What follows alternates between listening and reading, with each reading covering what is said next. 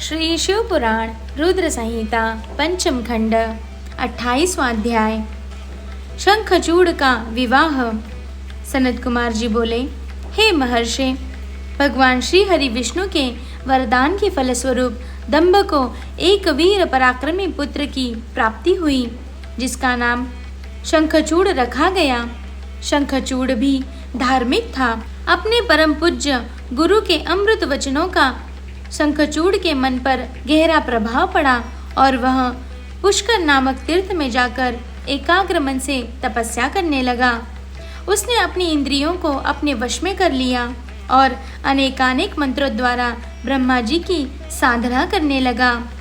उसकी भक्तिभाव से की गई आराधना से शीघ्र ही ब्रह्मा जी प्रसन्न हो गए। एक दिन जब शंखचूड़ प्रतिदिन की भांति तपस्या में मग्न था, ब्रह्मा जी उसके सामने प्रकट हो गए। अपने आराध्य को एकाएक अपने सामने इस प्रकार खड़ा देखकर शंखचूड़ की प्रसन्नता की कोई सीमा न रही। वह ब्रह्मा जी के चरणों में लेट गया और उनके पैरों पर अपना सिर रखकर उनकी स्तुति करने लगा। ब्रह्मा जी ने शंखचूड़ को ऊपर उठाया और उससे कहा, हे वत्स, मैं तुम्हारी आराधना से बहुत प्रसन्न हूँ।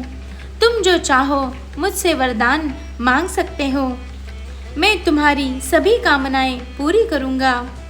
अपने आराध्य ब्रह्मा जी के ये वचन सुनकर शंखचूड़ बोला, हे ब्रह्मा जी, यदि आप मुझ पर प्रसन्न हैं तो मुझे यह वरदान दीजिए कि मुझे कोई भी जीत न सके।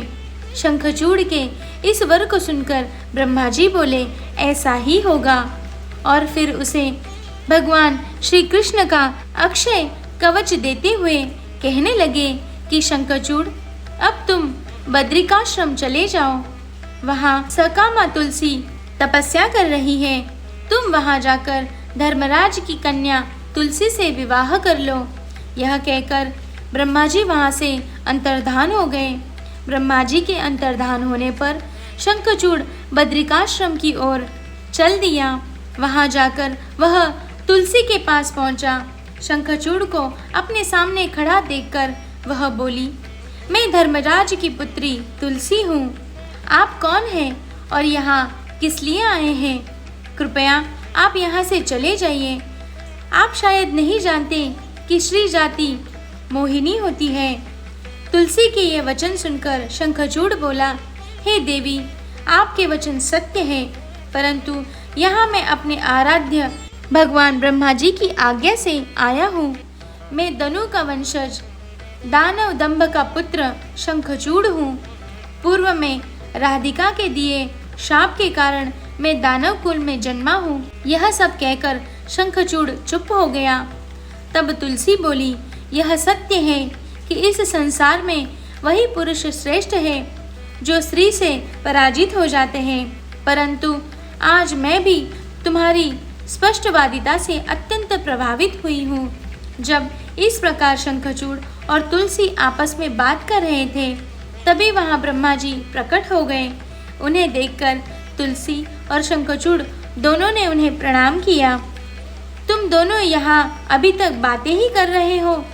शंखचूड़, मैंने तुम्हें यहाँ तुलसी का पानी ग्रहण करने के लिए भेजा था। तुम निश्चय ही पुरुषों में श्रेष्ठ हो और तुलसी निसंदेह ही स्त्रियों में रत्न है। तुम दोनों एक दूसरे के लिए ही बने हो, इसीलिए तुम्हें शीघ्र ही एक दूसरे का हो जाना चाहिए। शंखचूड़ और तुलसी को विवाह करने के लिए कहकर ब्रह्मा जी वहाँ से चले गए। ब्रह्मा जी का आदेश मानते हुए तुलसी और शंखचूड़ ने गंधर्व रीति से विवाह कर लिया। तत्पश्चात वे दोनों अनेक सुंदर मनोरम स्थानों पर अनेक वर्षों तक विहार करते रहे। एक दूसरे का साथ पाकर वे बहुत प्रसन्न थे।